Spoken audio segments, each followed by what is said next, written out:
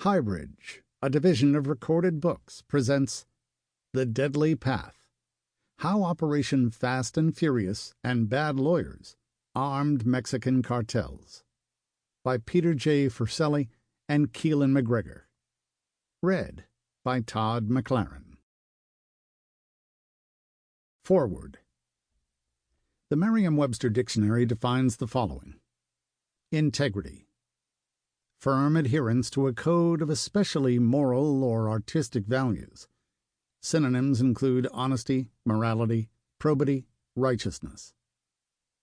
Courage, mental or moral strength to venture, persevere, and withstand danger, fear, or difficulty. Synonyms include bravery, fearlessness, guts, intestinal fortitude, valor, virtue. Oath, a solemn, usually formal calling upon God or a God to witness to the truth of what one says, or to witness that one sincerely intends to do what one says. Synonyms include pledge, promise, vow, word. Oath of office, an official promise by a person who has been elected/appointed to a public office to fulfill the duties of the office according to the law. Typical United States government oath of office. I do solemnly swear, or affirm, that I will support and defend the Constitution of the United States against all enemies, foreign and domestic, that I will bear true faith and allegiance to the same, that I take this obligation freely without any mental reservation or purpose of evasion, and that I will well and faithfully discharge the duties of the office on which I am about to enter. So help me God. Dedicating oneself to a life of public service is a highly honorable act, something that many would never commit to. The title public servant says it all. An individual who is willing to serve the public, who will put others before himself/herself. In many cases, those public servants place themselves in harm's way, facing dangers that most will never face, and most will never even know about. Unfortunately, some willingly make the ultimate sacrifice of giving their lives to protect others, as well as our country. I view the title of public servant as a badge of honor. These selfless acts of heroism require a system that works together towards a common goal and a successful conclusion. This can only be accomplished when the individuals within the various parts of that system well and faithfully discharge the duties of the office in which they entered. The success cannot be accomplished alone. It requires everyone to do their job, to discharge the duties of their offices, to live up to the oath they took, to support and defend the Constitution of the United States against all enemies, foreign and domestic. This includes law enforcement, prosecutors, and the entire judicial system. And it requires leadership, integrity, and courage at every level. Pete Forcelli was a public servant for 35 years, first as a sworn law enforcement professional with the New York Police Department, and later as a special agent with the U.S. Bureau of Alcohol, Tobacco, and Firearms. He faced life and death situations regularly. Pete repeatedly demonstrated his commitment to service, displaying leadership, integrity, and service throughout. The law enforcement culture can be, and is, a very close-knit group that, at times, can be hesitant to disclose internal issues. This is true of many hazardous occupations, and is born from facing dangerous situations repeatedly. But there are times when leadership may be lacking, when bad decisions are made and go unchecked, when actions are based on personal biases or a dislike of a person or organization, when people put their own career-building priorities before what is best for the public, when some forget the oath of office they took. And when this happens, who wins? Indeed, not the citizens of the United States, and certainly not the citizens of Mexico. The criminals win, that's who. The Deadly Path to Operation Fast and Furious details not just one bad decision by a single agency, but numerous bad decisions by several agencies and their leadership. Thankfully, Pete Forcelli and few others had the integrity, courage, guts, you pick the adjective to use here, to live up to their oaths of office and bring these dangerous decisions and acts to light. This righteous act earned him the title of a whistleblower and put him at odds with the local U.S. Attorney's Office, the U.S. Department of Justice, members of the U.S. Congress, his own agency, and some of his colleagues. But while most others stood by and remained silent, Pete demonstrated what it took to honor his oath of office, pursue justice, and do the right thing. Through integrity and courage, he set his standards and lived up to those standards, thereby setting an example for all to aspire to and follow. Could you, and would you, do the same? Steve Murphy, Special Agent in Charge, retired, Drug Enforcement Administration. Introduction. January 18th, 2011. A Phoenix Police 911 dispatcher crackled through my radio. "We have a residential robbery in progress. Possible shots fired. Address is 9112 West Cordis Road." "Sounds like a home invasion gone bad. The task force is on the way." Minutes later, we pulled up to the address alongside several uniformed police officers. As the Home Invasion Investigation Group, we were pretty much embedded with Phoenix Police Department's HIKE unit, Home Invasion, Kidnapping, and Extortion. 2 marked cars already sat waiting, but no one had entered the house yet. We approached the front door, stacked one behind the other. After a hard rap and a beat to listen for movement, one of my agents cracked it open slowly and then pushed it wide. As we stepped through the doorway, the tang of metal hit my nostrils. A slippery sheen coated the floor. Blood. Lots of it. As a former New York homicide detective, I'm familiar with crime scenes. When somebody is killed or gravely wounded, you can often tell by the amount of blood and the thickness of it. In that house, fresh red blood pooled on the ground and smeared the furniture. The coppery stench felt thick in the air and our mouths when you inhaled. Clear plastic bags lay spread out on the floor, sliced open, consistent with the kind used to package marijuana for smuggling over the border. Everywhere you looked, plastic bags and spent shells littered the floor, covered with blood. Choked by the fetid air, our boots slid lightly on the still-drying floors.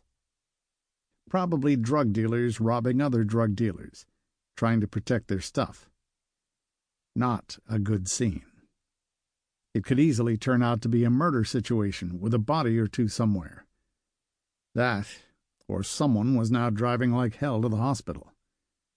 One way or another, a felony had taken place. "House is clear," someone shouted. Everyone had fled, so the place sat empty. But as we scanned the rooms, we recovered an assortment of guns. With each gun, we sent in the serial numbers to check for any potential leads, to figure out where they came from and who they might belong to. With the several sent in already, we were prepping for our next steps when Special Agent Greg Cowan's phone went off. Holding the phone up to his ear, his expression slid quickly from excitement to the gun find, to weariness, to bewilderment. Then he lowered the phone slowly. "What is it?" I asked. He dropped his eyes, clearly not wanting to tell me. "You're not going to believe this, Pete. It's Hope McAllister." He scuffed his foot on the filthy floor. "They're asking us not to talk to the dealer." "Not talk to the dealer?" Greg sighed. Apparently, the person who sold one of these guns, the rifle, well, that gun is on Group 7's list. It's one of the suspect guns from a dealer involved in Fast and Furious. Rage filled my head with white noise. I could hardly believe my ears. The rifle was on a list of trafficked guns related to a case in which almost no one had been apprehended. We were standing in a bloodbath where the gun was found, and Hope had just ordered my team to stand down? I shook my head as I looked around at my agents, who stood back, wary, uncertain how this would land. All those unrecovered guns are on their list, and the media is poking around. And they're still doing this? I thought. Our higher-ups, the Arizona U.S. Attorney, they're already getting involved in dodging anything related to Fast and Furious. The ATF Phoenix Field Division certainly hadn't learned any lessons. "Fuck that!" I snapped. Anyone not previously paying attention to our conversation now stopped and turned to watch. No, we're not doing that. We're sticking to standard ATF protocol, and we're doing our jobs the way ATF has always done them, the way we're supposed to do them. I turned to Greg and a few others. Stop what you're doing right now and go talk to that dealer. I could not give a damn about Fast and Furious at this point. I refused to give in to this nonsense. We would follow up on our case. It was our job. Fast and Furious was already on a downward spiral, and there are consequences for everything at some point. Chapter 1. New Beginnings. I was sworn in as an ATF Special Agent at 6 World Trade Center on June 4, 2001. I'd been craving some kind of change for a while, and the transition from long-time NYPD detective to ATF agent was as smooth as can be. I told my boss, a veteran group supervisor named Jerry Raffa, about a case I'd started right before leaving the NYPD, involving a fugitive named Jose Maracayo, a suspect in a series of armed home invasion robberies. The Southern District of New York, SDNY, with whom I'd been collaborating for a while, wanted me to keep working the case with them. But I hadn't gone through the ATF Academy yet. Not to mention, my division had placed me on an arson group. It floored me when Jerry looked at me and said, "Fuck yeah, keep doing what you're doing with that case, Pete." And there, my long journey working for the federal government within ATF, the Bureau of Alcohol, Tobacco, and Firearms, began. What a ride it would turn out to be. Mid-February of 2007, an Arctic front and low air pressure in Canada and the Rockies brought an intense winter storm that fell across most of the eastern half of the U.S. and Canada, as well as sleet and snow that hammered the upper East Coast. As I grunted, shoveling a driveway buried in snow heavy as cement, I prayed it would be the last time I'd ever have to do this. With the driveway sufficiently cleared, I got in my car and pulled it out onto the snow-covered street, delivering it to the driver of a car carrier, who would be transporting it across the country. There, we would be reunited under what we hoped would be a sunny sky. A cab followed a few minutes later, and my whole family slid inside. My wife, son, and daughter, huddling together for warmth on the ride to Newark Airport. As we said goodbye to central New Jersey, my kids' excitement filled the car like the impending Arizona heat. Both the desert and the outdoor activities like hiking and exploring the state's vast parklands accompanying that new wilderness appealed to the two of them. I tried to match that enthusiasm, but it wavered. My cross-country replanting came from a job change. For me, added responsibilities and integration into an entirely new team and culture waited on the other side. moving down the jetway to board the Continental Airlines flight from Newark to Phoenix 2 hours later. My mind raced. I knew the move would probably be a good thing, but I also knew it would be challenging. Spending the previous 22 years as an investigator and a cop, I'd really only been responsible for myself and my own cases. Anything beyond that fell to the boss. From now on, that would be me. This, despite years swearing I'd never take a supervisory role. Honestly, the concept had never really appealed to me. I loved the thrill of the chase, the challenge that putting the puzzle pieces together offered me as an investigator. It gave me satisfaction, knowing I did my job well and with integrity in a system often regarded as self-serving or corrupt. Overall, as a career, I thoroughly enjoyed it, and I'd made a name for myself doing it. In the last couple years, though, it became clear I needed a change, so I applied for group supervisor positions in Jacksonville, Savannah, Dallas, and Phoenix. Months later, I finally got the news. Jim Needles, the Assistant Special Agent in charge, ASAC, of the New York Field Division where I worked, called me as I pulled into my driveway one night. "Congratulations, Pete. You've been selected for the group supervisor position in Phoenix 1. Shutting my phone off, I walked inside the house and told my wife we were moving to Phoenix, which is how I now found myself shuffling down a carpeted airplane aisle, squeezing between seats and elbows with a roller bag and a bunch of nerves about what was to come. Once my wife and kids were situated, I sank into my seat.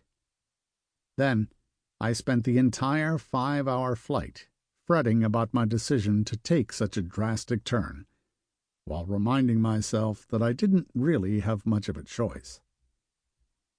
Shortly after I'd first switched to ATF and given up the detective life, everything changed. On September 11th, 2001, while in my car on the way to the SDNY's offices in New York City to work on the Maracaibo case, my boss called me. "Pete, head directly to the Twin Towers. The North Tower was hit by a plane." An American Airlines Boeing 767 had slammed into the World Trade Center's North Tower on the north-facing side. Less than a mile away on FDR Drive and surrounded by skyscrapers, I couldn't see the damage, but I immediately swung the car in that direction, arriving at Ground Zero within minutes. Throwing open the door, I sprang into emergency mode. I was helping evacuate people from the plaza between the towers when an intense roar shook even the air around me, and heat struck my neck and face, rolling down my body. Dust and debris drifted to the ground. A second plane had just struck the South Tower, several dozen stories above my head. As I remained at the scene, I continued aiding the firemen and Twin Tower occupants any way I could, uncertain if my efforts helped much or not. After a taxing hour in the heat and dust, I ended up on the east side of the area, trying to catch my breath near the Century 21 discount clothing store just across the street from the South Tower. Within minutes, there was a rumbling sounded from above, and as I looked up, the South Tower began to crumble and cave in on itself. I dove under a nearby fire truck for cover, but gritty clouds of dust hit my face, choking me and scratching at my eyes. It became nearly impossible to breathe, and it struck me that I'd probably suffocate if I stayed in place. I wasn't willing to die alone under that truck. Rolling out from under the truck, I ran hard, heading north, finding refuge in a building on Church Street. Then I waited. When the dust settled, I ventured back out to help rescue the remaining survivors. But there really wasn't anyone to rescue. I helped one man to a water fountain so he could rinse his eyes, but others either walked away or were crushed in the collapse. I ended up staying on the scene for 3 days before going home, then returned several days a week as part of the recovery effort. I lost 6 friends that day. It didn't take long before survivor's guilt began sneaking in, feeling heavier and heavier over time. 3 years later, in 2004, the Maracaibo case I'd brought from the NYPD to ATF came to a close.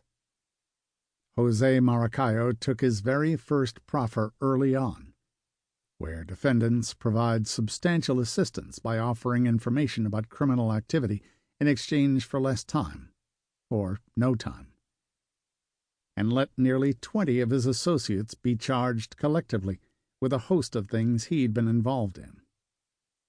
In the end, we would have plea bargains from 22 co-defendants in nearly 145 home invasion robberies and 6 drug-related murders. After that case wrapped up, ATF transferred me to another group in New York City, focusing on violent crime. My first case there started right away, Operation Stadium Shadow, involving a drug gang that had taken over several housing projects around Cortlandt Avenue, a particularly violent neighborhood in the South Bronx. With this new job, my commutes to both offices, the SDNY building in New York City and ATF's offices in Red Hook, took me past Ground Zero most days. Not long into the transition, both drives started catching up to me. Each month, it became increasingly difficult to be in that area.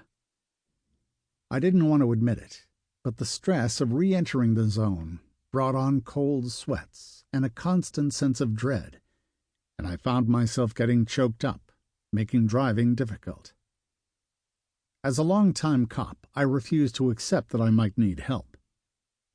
When you're a cop, you're the guy people called for help, not the other way around. Then, one evening, while driving home alone, a crushing pain seized my chest. Fearing a heart attack, I decided, idiotically, to drive myself to the nearest hospital instead of calling 911. The second I arrived at Centra State Medical Center, a nurse hooked me up to an EKG machine and stuck a needle in my inner elbow for blood work. A short time later, a doctor strode into the room, repeated the tests, and left. The nurse returned soon after, to say something I did not want to hear. Based on everything you've told us, the doctor and I believe you may have PTSD. The pain in your chest is from a muscle spasm. It's not uncommon after experiencing trauma. In what I later considered a gesture of mercy, she injected me with a shot of Demerol, and my entire body began to relax. I called my wife to update her and let her know I'd be late. In no shape to drive home after the injection, a friend picked me up and guided me to their car. Our furniture at home never felt so comfortable. Needless to say, I saw the whole ordeal as a clear sign it was high time to move away from Ground Zero. Our flight from New York touched down in Phoenix to rain blasting down like a fire hydrant. When I went to pick up our dog from the pet holding area, he was soaked. He'd been transferred in his pet carrier, which they had left outside. I turned to the nearby attendant.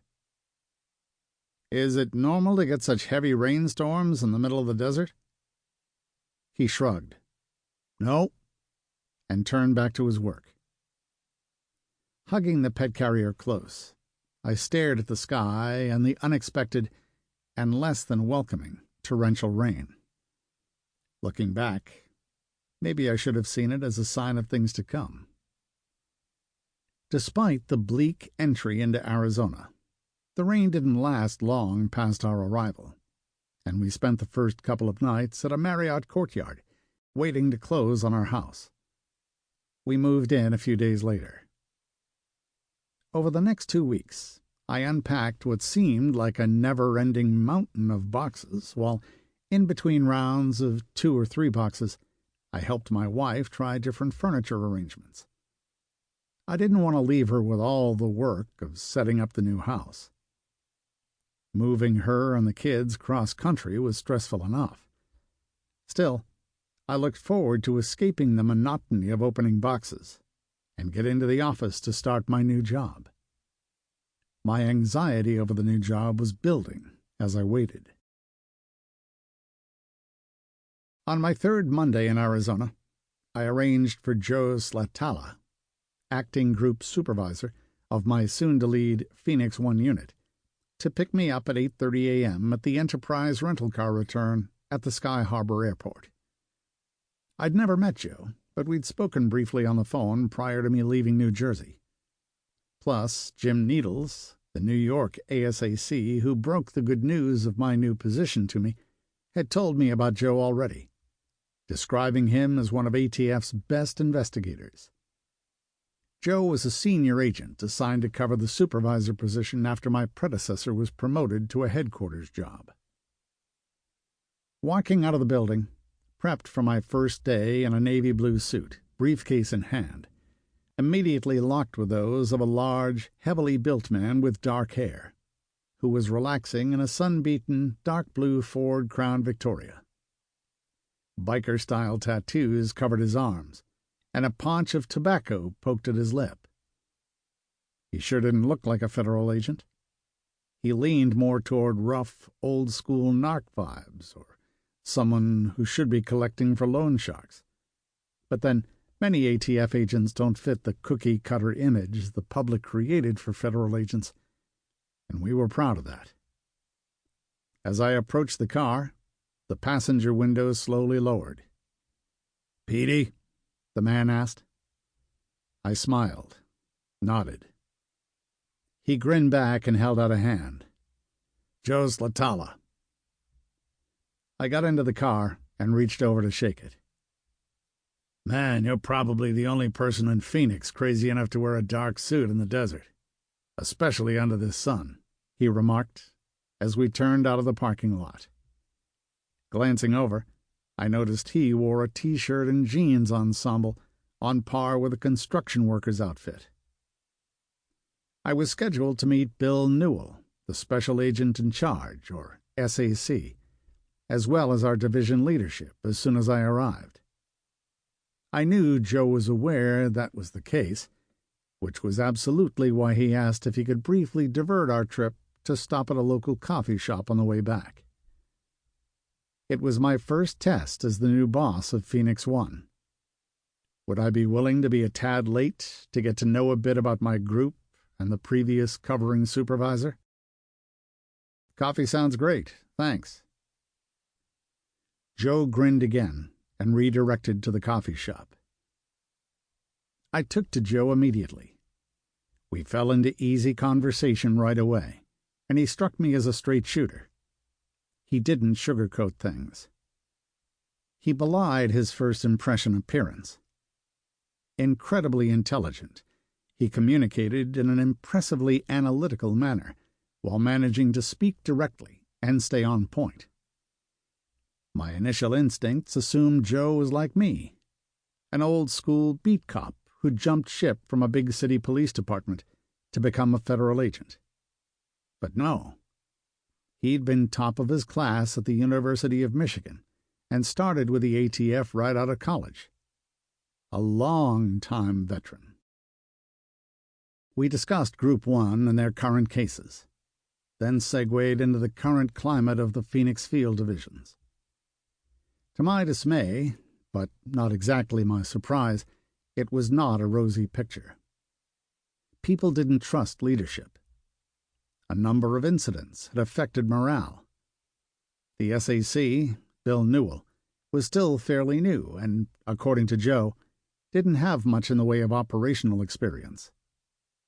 The second in command, my ASAC, Joe Gordon, and ordered to work from home because of an argument with 2 of the group supervisors.